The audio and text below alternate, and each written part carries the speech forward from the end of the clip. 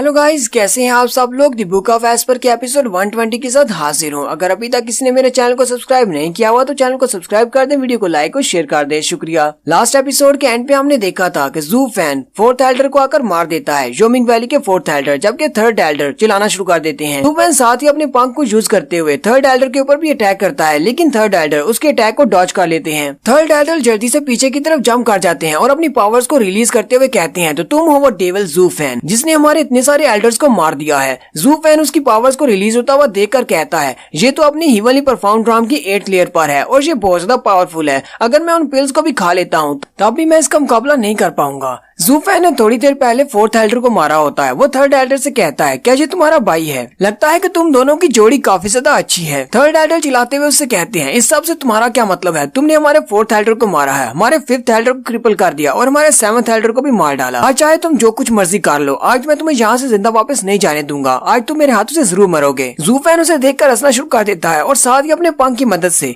उसके fourth Elder की body को उठा लेता है। ज़ू फैन उसे कहता है, तुम्हें पता है कि मैं एक डीमन हूँ, मैं किसी को भी मारने के बाद उसकी बॉडी को भी डिस्ट्रॉय कर देता हूँ। मैं उसकी बॉडी को पीछे नहीं छोड़ता ताकि उसके सारे चाहने वालों के दिल में एक डर बैठ जाए कि डीमन ज़ू फैन बहुत ज्यादा पावरफुल है और उसके साथ कभी भी पंगा नहीं लेना। थर्ड एल्डर उसकी बात सुनकर बहुत ज्यादा गुस्सा हो जाते हैं। ज़ू फैन कहता है, लेकिन यहाँ पर केस थोड़ा सा डिफरेंट है। मुझे लगता है कि तुम इस अपने भाई के बहुत ज्यादा करीब हो, इसलिए अब जबकि मैंने इसको मार दिया है, मैं इसकी बॉडी को डिस्ट्रॉय नहीं करूंगा। ज़ू फैन अपना नौटंकी मूड चालू करता है और उसे कहता है, मेरा भी एक भाई था जो मुझे बहुत ज्यादा प्यार करता था और मैं भी उसे बहुत ज्यादा चाहता था, लेकिन तुम्हारे 7th एल्डर के ट्रैप की वजह से मेरा वो भाई मारा गया। इसी वजह से मैंने अपने भाई की मौत का बदला उससे लिया और उसको मार डाला और तुम सब लोग मेरे पीछे पड़ गए हो। अगर मेरा भाई उसके हाथों से नहीं मरता तो जोमिंग वैली वालों के साथ मेरा कोई भी झगड़ा नहीं है। थर्ड एल्डर भी उसकी बात सुनने के बाद सोचने में मजबूर हो जाते हैं, तो क्या वाकई में इसका कोई भाई था जिसको 7th एल्डर ने मारा था? इसी वजह से इसने 7th एल्डर को मारकर अपना बदला लिया है। थर्ड एल्डर उसे कहते हैं, चाहे जो भी हो, तुम्हें क्या लगता है कि मैं तुम्हें ये सब कुछ सुनने के बाद जाने दूंगा? नहीं, मैं तुम्हें मार डालूंगा। ज़ू फैन अपने पंख को घुमाते हुए उसके ब्रदर की लाश को उसकी तरफ फेंक देता है, यानी फोर्थ एल्डर की लाश को।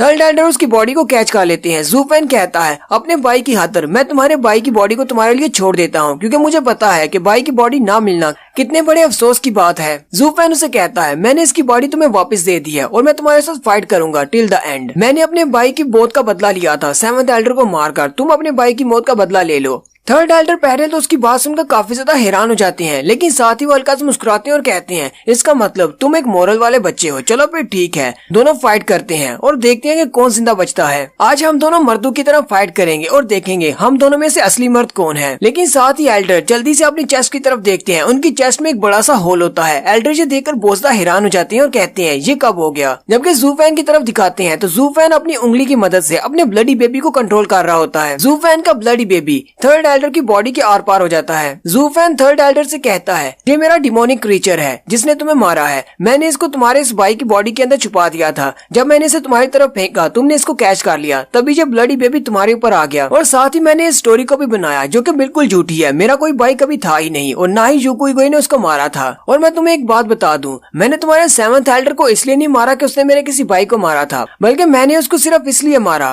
क्योंकि वो मुझे पसंद नहीं था। थर्ड एल्डर वहीं पर नीचे गिर जाते हैं और मर जाते हैं। ज़ू फैन जाते हुए से कहता है, उम्मीद करता हूँ कि नेक्स्ट लाइफ में तुम कभी भी किसी स्ट्रेंजर की बातों को इस तरह नहीं सुनोगे जिस तरह मेरी बातों को तुमने सुन लिया। किसी की बातों में नहीं आना चाहिए, और खास तौर पर जब तुम्हारे सामने तुम्हारा दुश्मन खड़ा हो जो कि एक जीनियस डेविल है। यहाँ पर टोटल ने मारने के लिए 6 लोग आए थे और उनमें से 4 लोग मारे जा चुके हैं। अब सिर्फ रिजेंट स्टेट वाले 2 एल्डर्स बचे हैं जो कि जैनसोंग के साथ फाइट कर रहे हैं। मेडिसन किंग जैनसोंग उन दोनों रिजेंट स्टेट वाले एल्डर्स से कहते हैं, ये सिर्फ एक गलती थी, मुझे लगा शायद ज़ू फैन यहाँ पर छुपा हुआ है, इसलिए मैंने तुम दोनों पर अटैक कर दिया। वो दोनों ही एल्डर्स काफी ज्यादा गुस्से में होते हैं और कहते हैं, अपनी बकवास बंद करो, क्या तुम्हें दिखाई नहीं देता? क्या हम दोनों तुम्हें डीमन ज़ू फैन की तरह नजर आते हैं? क्या तुमने हमारे कपड़े नहीं देखे? हमारे कपड़ों से साफ पता चल रहा है कि हम लोग रिजेंट स्टेट के एल्डर्स हैं। हमें बेवकूफ बनाने की कोशिश मत करो, तुम यहाँ पर हम पर ही अटैक करने के लिए आए हो। अब जहाँ पर हो वहीं पर रहो। पहले हम दोनों मिलकर तुम्हें मारेंगे और उसके बाद हम लोग तुम्हारी मेडिसन फैमिली में जाएंगे और इस सारे मसले को सेटल करेंगे। जबकि ज़ू फैन ये सब कुछ देखकर बहुत ज्यादा हैरान परेशान होता है और कहता है,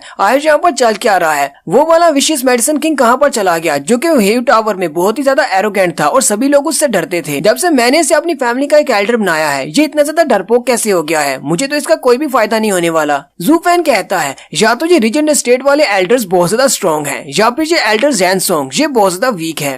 मेडिसन किंग जैसे ही जूफैन को वहाँ पर देखते हैं, वो भागते हुए जूफैन के पीछे आकर छुप जाते हैं और कहते हैं, ब्रदर लू, मुझे प्लीज इन लोगों से बचा लो। वो दोनों एल्डर्स भी जूफैन को वहाँ पर देखकर बहुत ज्यादा हैरान हो जाते हैं और कहते हैं, इसके पास फ्लाइंग विंग्स हैं। इसके अलावा इसकी कल्टीवेशन भी बोन टेम्परिंग राम की सेकंड स्टेज पर है। इसका मतलब यही वो डेविल जूफैन है जिसने हेजू टावर में इतनी ज्यादा तबाही मचाई है। जूफैन उन दोनों से कहता है, तुम दोनों ने बिल्कुल ठीक पहचाना है, मैं ही डेविल जू हूँ और तुम दोनों के कपड़ों को देखकर तो लग रहा है जैसे कि तुम दोनों रिजेंट एस्टेट के एल्डर्स हो। एल्डर उसे कहते हैं, तो इसका मतलब पील फैमिली वाले भी जूफैन के साथ मिल चुके हैं, इसी वजह से इस लड़के ने हम पर अटैक किया था। फिर वो मेडिसन किंग से कहते हैं, अब ऐसा मत कहना कि ये सिर्फ एक एक्सीडेंट था, तुमने जानबूझकर कुछ भी नहीं किया। हमने अपनी आंखों से देख लिया है कि तुम डेविल जूफैन के साथ मिले हुए हो। अब हम लोग तुम्हारी मेडिसन फैमिली को भी नहीं छोड़ेंगे। वो दोनों एल्डर्स उसे कहते हैं, तुम्हें क्या लगता है कि हमारी जो बॉडी कल्टीवेशन की टेक्निक है वो इतनी ज्यादा हार्श क्यों है? क्योंकि तुम्हारी 7 कलर वाला पॉइजन भी हमारी बॉडी के ऊपर इफेक्ट नहीं कर सकता, इसी वजह से हमारी कल्टीवेशन की टेक्निक सबसे बेस्ट है। एल्डर चिल्लाते हुए उसे कहते हैं, हम तुम दोनों को मार डालेंगे और अपने मिशन को पूरा करेंगे। जूफैन उन दोनों से कहता है, यहाँ पर तुम दोनों हमसे काफी ज्यादा वीक हो। इसके 7 कलर वाले पॉइजन की वजह से तुम्हारी बॉडी काफी ज्यादा वीक हो चुकी है। तुम्हें क्या लगता है कि तुम हम दोनों का मुकाबला कर सकते हो? वो दोनों एल्डर उसे कहते हैं, चाहे हम लोग वीक ही क्यों ना हो, लेकिन तुम दोनों को आज जरूर मारेंगे, हमारे पास इतनी स्ट्रेंथ तो बची है। जूफैन मेडिसन किंग के कंधे पर हाथ रखता है और कहता है, मुझे तुम दोनों पर यकीन नहीं है कि तुम दोनों कितने ज्यादा स्ट्रांग हो के हमें मार सकते हो। चलो फिर ठीक है, पहले इस लड़के को मार कर दिखाओ। और साथ ही जूफैन मेडिसन किंग को उन दोनों की तरफ धक्का दे देता है। वो दोनों ही एल्डर मेडिसन किंग को पकड़ लेते हैं, जबकि मेडिसन किंग चिल्लाना शुरू कर देते हैं और कहते हैं, जूफैन ये तुम क्या कर रहे हो? क्या तुम मुझे इन दोनों के हाथों से मरवाना चाहते हो या फिर तुम मुझे बलि का बकरा बना रहे हो? उसी वक्त मेडिसन किंग की बॉडी के अंदर से ब्लडी बेबी निकलता है और एक एल्डर की बॉडी के अंदर घुस जाता है और उसके सारे के सारे ब्लड को पी जाता है, जिससे वो वहीं पर ज़ॉम्बी की तरह सूख जाते हैं। जबकि दूसरे एल्डर जल्दी से पीछे की तरफ हट जाते हैं। मेडिसन किंग खुद भी ये देखकर बहुत ज्यादा हैरान हो जाते हैं, लेकिन उसी वक्त जूफैन सिचुएशन को संभालने के लिए जल्दी से आगे बढ़ आता है और अपने ब्लडी बेबी को वापस अपनी बॉडी में ले लेता है, ताकि एल्डर को ऐसा ही लगे कि यह सब कुछ मेडिसन किंग ने किया है। जूफैन सेकंड एल्डर से कहता है, अब भी तुम्हें लगता है कि तुम हम दोनों के साथ फाइट कर सकते हो? वो एल्डर पहले तो उसकी बात सुनकर काफी ज्यादा गुस्सा होते हैं, लेकिन बाद में अपना दिमाग चलाने के बाद कहते हैं, मुझे लगता है कि जूफैन इतना ज्यादा स्ट्रॉन्ग नहीं है, क्योंकि वो तो अपनी बोन टेम्परिंग राम की सेकंड स्टेज पर है, जबकि इसके साथ जो ये मेडिसन फैमिली का बंदा है ये काफी ज्यादा स्ट्रॉन्ग है। इसने सिर्फ टच करने से मेरे दूसरे एल्डर साथी को मार दिया है। ये काफी ज्यादा स्ट्रॉन्ग है, इसको छोड़कर मुझे सिर्फ जूफैन का सर काटना है। एक बार मैं जूफैन को मार दूं और उसका सर वापस ले जाऊं, उसके बाद हम लोग पिल फैमिली वालों से भी निपट लेंगे। एल्डर हंसते हुए जूफैन से कहते हैं, तुम्हारे पास तो एक काफी अच्छा पार्टनर है जो काफी ज्यादा स्ट्रॉन्ग है। मुझे नहीं लगता कि मैं अकेला तुम दोनों को हरा सकता हूँ, इसलिए मैं यहाँ से जा रहा हूँ, मैं तुम दोनों को छोड़ देता हूँ। और साथ ही एल्डर उन्हें पीछे की तरफ इशारा करके कहते हैं, जरा पीछे देखो, पीछे क्या है? वो दोनों पीछे की तरफ देखते हैं। एल्डर बड़ी स्पीड के साथ उन पर अटैक करने के लिए आगे बढ़ते हैं, लेकिन जूफैन को पहले से पता होता है कि ये एक ट्रिक है। जूफैन भी जानबूझकर पीछे की तरफ देखना शुरू कर देता है। एल्डर बड़ी स्पीड के साथ उसे पंच मारने के लिए आगे बढ़ते हैं और कहते हैं, मैंने इसको अपने जाल में फंसा लिया। लेकिन जैसे ही वो जूफैन पर अटैक करने के लिए उसके करीब पहुंचते हैं, जूफैन अपने ब्लडी बेबी को रिलीज करता है और ब्लडी बेबी उनकी बॉडी के आर पार हो जाता है। जूफैन हंसते हुए उसकी तरफ देखता है और कहता है, ये तो बच्चों की किताब में लिखी हुई एक ट्रिक है, क्या तुम अभी भी इसको यूज करते हो? जूफैन उसके चेहरे पे अपना पाँव रखते हुए कहता है, मैंने एक बुक के अंदर एक लफ्ज पढ़ा था, एक लाइन लिखी हुई थी कि मसल्स तो हैं लेकिन ब्रेन नहीं है। आज मुझे पता चल गया कि तुम्हारे पास पावर तो है लेकिन ब्रेन नहीं है। साथ ही जूफैन उसे किक मारते हुए नीचे की तरफ फेंक देता है। वो जंगल के अंदर गिर जाता है। दोनों एल्डर्स भी मर जाते हैं। जूफैन अपने ब्लडी बेबी को वापस बुला लेता है। मेडिसन किंग उसे कहते हैं, अब ये भी क्या हुआ था, तुमने उसको कैसे मार दिया? जूफैन कहता है, ये तो बहुत ज्यादा आसान था,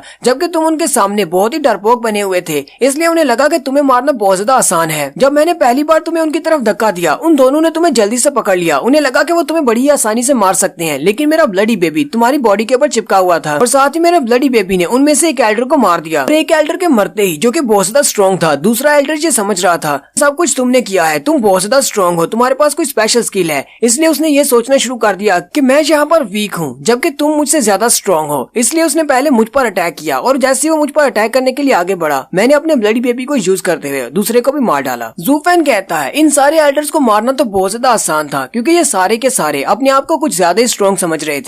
ऐसे एल्डर्स को मारना आसान होता है जो कि अपने आप को कुछ ज्यादा ही समझते हैं, लेकिन वो मेरे जाल में फंस गए। हालांकि अगर इनका सामना किसी और दुश्मन के साथ होता तो ये एल्डर्स उसको आसानी से मार देते, लेकिन मेरे सामने अगर ये एक सेकंड की भी केयरलेस दिखाते हैं तो इनके जिंदा रहने का कोई चांस नहीं बचता, क्योंकि मैं उसी सेकंड का फायदा उठाता हूँ और इन सबको मार डालता हूँ। मेडिसन किंग भी उसकी सारी प्लानिंग सुनने के बाद बहुत ज्यादा हैरान हो जाते हैं और कहते हैं, ये लड़का तो वाकई में बहुत ज्यादा जीनियस है। रिजेंट एस्टेट के एल्डर्स को तो इस बात का अंदाजा भी नहीं हुआ कि वो इसके जाल में फंस चुके हैं। ऐसा नहीं है कि जूफैन ने पहले से कोई प्लान तैयार किया हुआ था। जू फैन ने उन दोनों को देखने के बाद यहाँ पर खड़े खड़े अपना प्लान बना लिया। जू फैन के सामने वो दोनों एल्डर्स खुली किताब की तरह थे। जू फैन ने उन दोनों के माइंड को रीड किया और उनके लिए एक जाल बिछाया, ऐसा जाल के जिसके अंदर वो दोनों ही फंस जाएं, और वो दोनों फंस गए और जू फैन ने उन दोनों को मार डाला। मेडिसन किंग उसे कहते हैं, तुम तो वाकई में बहुत बड़े जीनियस हो, तुम्हें नहीं लगता कि लू फैमिली में तुम्हें एक बटलर नहीं होना चाहिए बल्कि एक एल्डर होना चाहिए। जू फैन उसे कहता है, इस तरह की मीठी मीठी बातें मेरे सामने मत करो, मुझे पता है कि मैं किस लायक हूँ और मुझे पता है कि मेरी पोजीशन क्या है। हालांकि मैं लू फैमिली का बटलर हूँ, लेकिन फिर भी सब कुछ मेरे नीचे है, ये पूरी दुनिया मेरे हाथ के नीचे है। मैं लू फैमिली का बटलर बनकर ही खुश हूँ। मेडिसन किंग उसकी सारी बातें सुनने के बाद सोच रहा होता है, अगर लू फैमिली का बटलर इतना ज्यादा पावरफुल और इतना बड़ा जीनियस है तो फिर इसका हेड कितना बड़ा पावरफुल और जीनियस होगा, जिसने लू फैमिली के बटलर डेविल जू फैन को उसके सामने सबमिट करने पर मजबूर कर दिया है, जो कि एक बटलर बना रहना चाहता है। फिर इनका हेड तो एक बहुत ही पावरफुल और महान वॉरियर होगा और अब मैं इस बड़ी फैमिली का एक एल्डर बनने वाला हूँ। ये तो मेरे लिए एक बहुत ही अच्छा मौका है। मुझे नहीं पता था कि टिंजू एम्पायर में इतना पावरफुल कोई हेड भी हो सकता है। अब फाइनली मैं उसको देखने वाला हूँ। हम लोग बहुत ही जल्दी लू फैमिली में पहुंचेंगे और लू फैमिली के हेड से मिलेंगे, जो कि बहुत ज्यादा पावरफुल मॉन्स्टर हो सकता है। हालांकि एल्डर को वहाँ पर जाने के बाद बहुत ज्यादा डिसअपॉइंटमेंट होने वाली है और यहीं पर हमारी एपिसोड 120 का एंड होता है। एक्सप्लेनेशन अच्छी लगी हो तो कमेंट करके जरूर बताइएगा। चैनल को सब्सक्राइब कर दे, वीडियो को लाइक और शेयर कर दे। शुक्रिया।